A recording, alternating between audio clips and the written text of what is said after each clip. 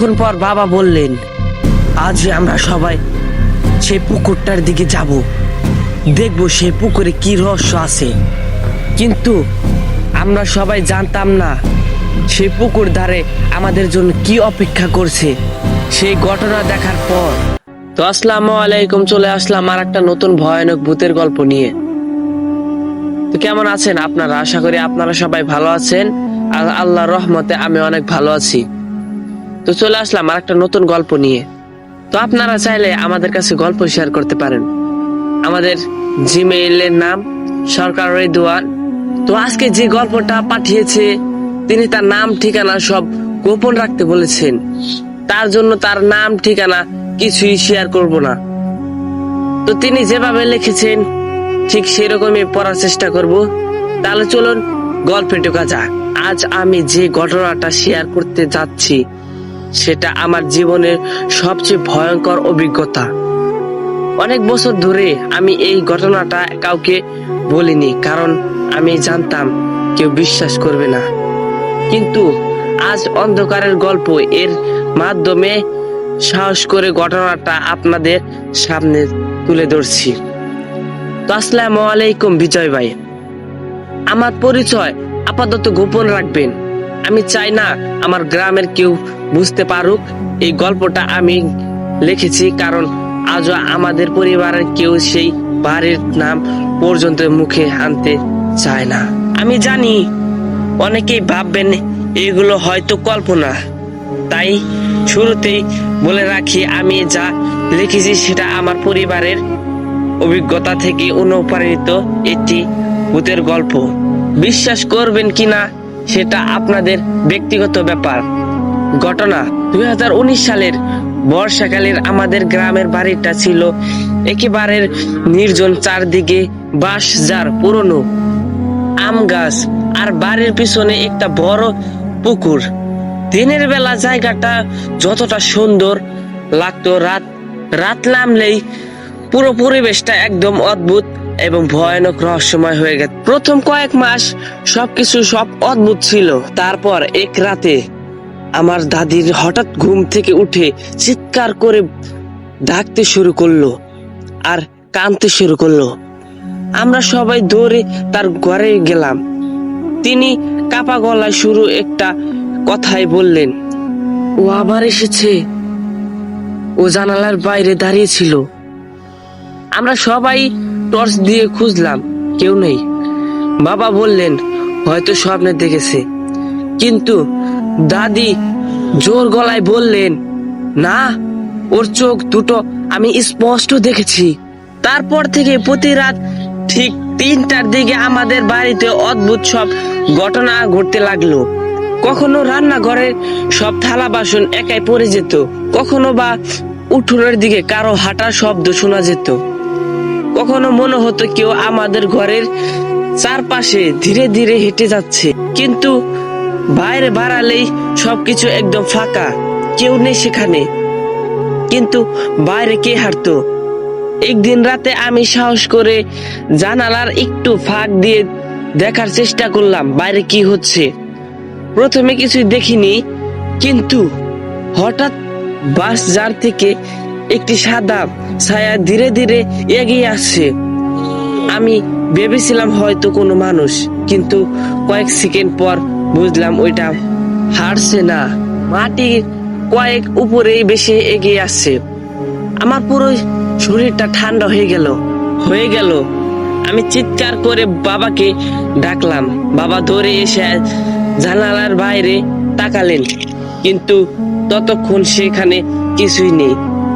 পরদিন সকালে আমরা জানালার দিকে গিয়ে দেখলাম কাদা পায়ে কে যেন আমাদের এখানে এসেছিল। তার পায়ের ছাপ এখানে রয়েছে, আসার ছাপ আছে, কিন্তু যাওয়ার আর ছাপ নেই। অদ্ভুত ব্যাপার হলো ছাপগুলো শুধু আমাদের জানালার দিকেই এসেছে, ফিরে যাওয়ার কোনো ছাপ নেই। সেই দিন প্রথমবারের বাবা গ্রামের সবচেয়ে বয়স্ক একজন মানুষকে ডেকে আনলেন। সব কথা শুনে অনেকক্ষণ চুপ করে থাকলেন।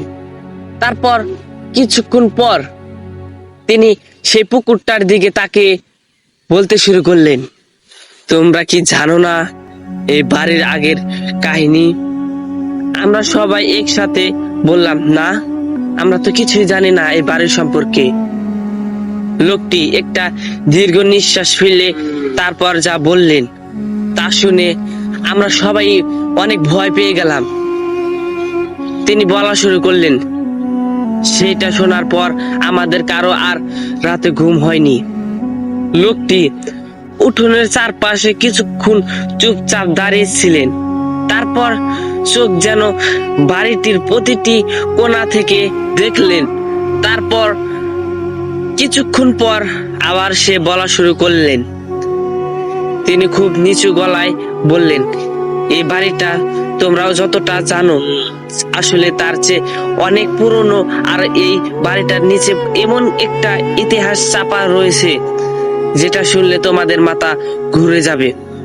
বাবা অবাক হয়ে বললেন, চাচা, আপনি আপনি কি একটু সহজ করে বলবেন এই বাড়িটার ঘটনা কি?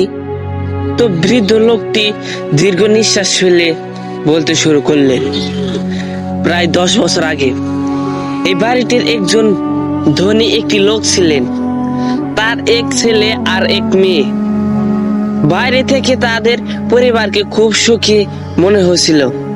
গ্রামের মানুষ বলতো বাড়িটার রাত হলেই অদ্ভুত সব আওয়াজ শোনা যেত। একদিন রাত হঠাৎ সবাই নিখোঁজ হয়ে গেছে, কিন্তু আসল সত্য কেউ জানতই না।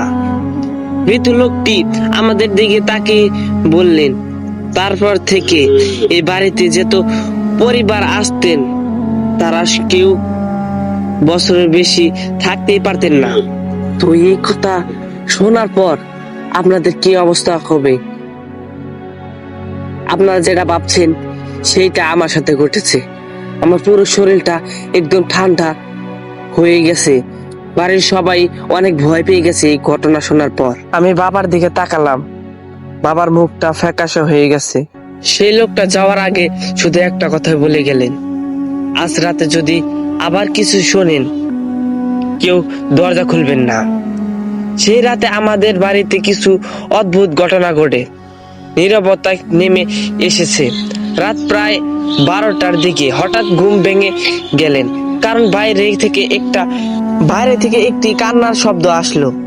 খুব ধীরে ধীরে শব্দটা আসলো, তারপর একটু জোরে, তারপর যেন একবারে আমাদের দরজার সামনে। বাইরে থেকে একটু পর বাচ্চার শব্দ আসলো। কোনো বাচ্চা এত রাতে বাইরে কেন? বাবা দরজা খুলতে চাচ্ছিলেন। ঠিক তখনই দাদি বাবার হাত শক্ত করে ধরে বললেন, দরজা খুলিস না, এটা মানুষের কান্না না। আমরা সবাই নিঃশ্বাস বন্ধ করে বসে রইলাম। কান্নার শব্দটা প্রায় 10 মিনিট চললো, তারপর হঠাৎ থেমে গেল। কিন্তু থামার কয়েক সেকেন্ড পর আমাদের ঠিক ছাদের উপর যেন কেউ দৌড়াচ্ছে। মনে হচ্ছিল একজন নয়, প্রায় 10-12 জন ছাদের উপরে দৌড়াচ্ছে। ছোট বোন এই ঘটনা দেখার পর তিনি কান্না শুরু করলেন। মা তখনই কোরআন শরীফ পড়া শুরু করলেন।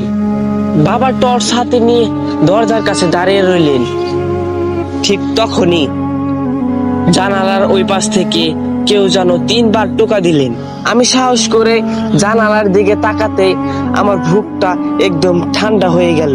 জানালার ওই পাশে একজন দাঁড়িয়ে ছিল, কিন্তু তার মুখটা দেখা যাচ্ছিল না।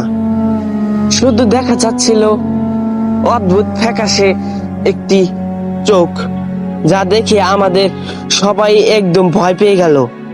আমি বাবাকে বললেই বাবা টর্চ হাতে আমাকে সরিয়ে দিয়ে বলল, তুই সর, আমি দেখছি এটা কে।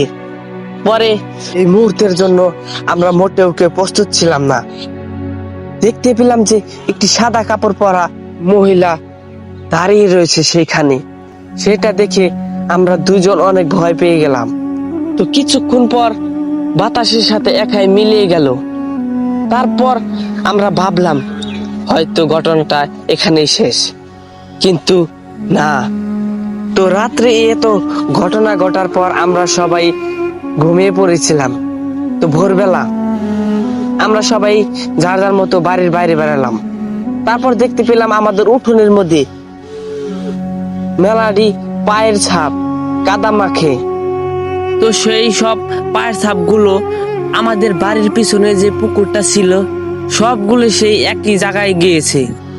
তারপর কিছুক্ষণ পর বাবা বললেন, আজ আমরা সবাই সেই পুকুরটার দিকে যাব, দেখব সেই পুকুরে কি রহস্য আছে। কিন্তু আমরা সবাই জানতাম না সেই পুকুর ধারে আমাদের জন্য কি অপেক্ষা করছে। সেই ঘটনা দেখার পর আমাদের পরিবারের মধ্যে কের মধ্যেই সুখ ছিল না। পরের দিন সকাল থেকে বাড়ির চারপাশ একদম অদ্ভুত সব পরিবর্তন, সবকিছু একদম নীরবতা। কেউ ঠিক মতো কথা বলতো না, কারণ আগের রাতে যা ঘটেছে সেই দৃশ্যগুলো বারবার চোখের সামনে ভেসে উঠছিল।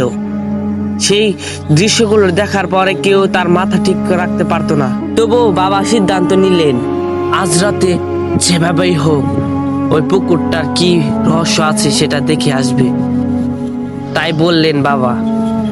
আমি আর বাবা আর বাড়ির পাশে দুটা চাচাকে নিয়ে সেই জায়গায় রওনা দিলাম। পুকুরটার কাছেই বুঝতে পারলাম যে এই জায়গাটা একদম অদ্ভুত এবং নীরবতা, চারপাশে বড় বড় গাছ। কিন্তু একটু আশ্চর্যের বিষয়, এত বড় বড় গাছ কিন্তু সেই জায়গায় কোনো পাখি ছিল না, কোনো শব্দ ছিল না, চারদিকে শুধু নীরবতা। সেই জায়গায় বাতাস পর্যন্ত থেমে গেছে, কোনো বাতাস নেই সেখানে।